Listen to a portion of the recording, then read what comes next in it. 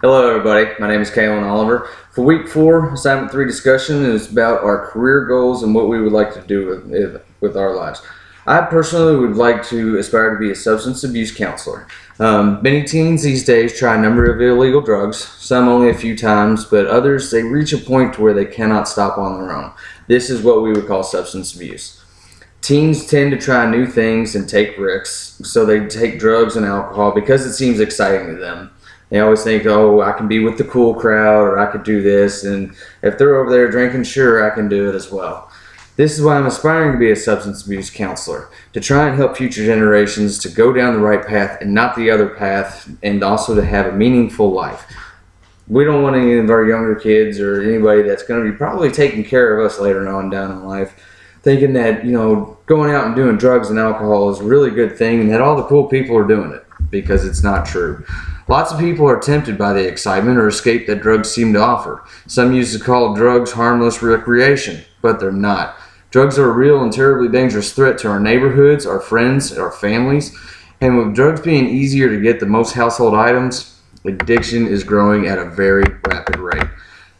With the dramatic increase of drug abuse, per the American Health Institute in 2013, they reported that 76% of our nation's rehabilitation programs were operating at a constant 80% capacity rate. I currently work at a substance abuse facility. I've been there for the last 6 years, and I would say probably about 40% of our monthly patients and everything, they are repeat offenders. Now, many of them, I really like to help them because they really are trying. They just can't seem, or they just don't have the support system to be able to get off of whatever they're trying, what they're doing.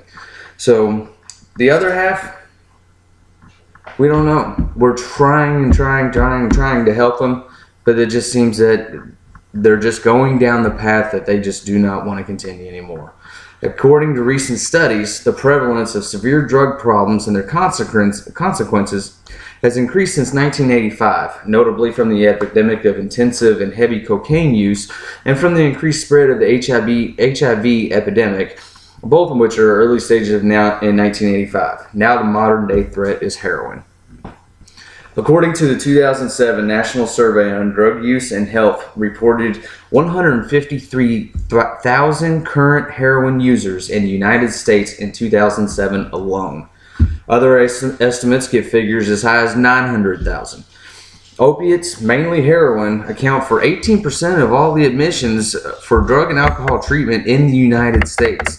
The intense high a user seeks usually only lasts a few minutes, but with continued use, he or she needs more amounts of the drug just to feel normal. So the user seeks out more and more, and every time, whenever they're going out, they're not really sure exactly what they're buying. They're not really sure what's actually in that drug that they're injecting into their vein. So that leads into a whole nother health issue and everything else. Frequent injections can cause collapsed veins and can lead into infections in the blood vessels and heart valves. Tuberculosis 1 can result from the general poor condition of the body, and arthritis is another long-term result of heroin addiction. The addict lifestyle, where heroin users often share their needles, leads to AIDS and other contagious infections. It is estimated that 35,000 new hepatitis C2 liver disease infections happen every year in the United States. Over 70% are from drug users who use needles. Everyone knows already that the destructive effects that come from the use of illegal drugs. I have firsthand knowledge on the effects of family, friends, loved ones, the bank account, living situation. So after witnessing these things, I have made it my goal to try and get more education out there for the younger generation.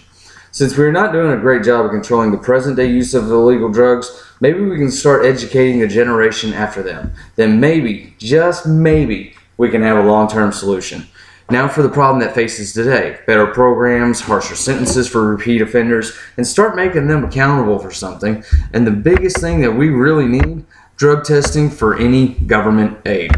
This is my career-driven goal, and I look forward to my future past. Thank you.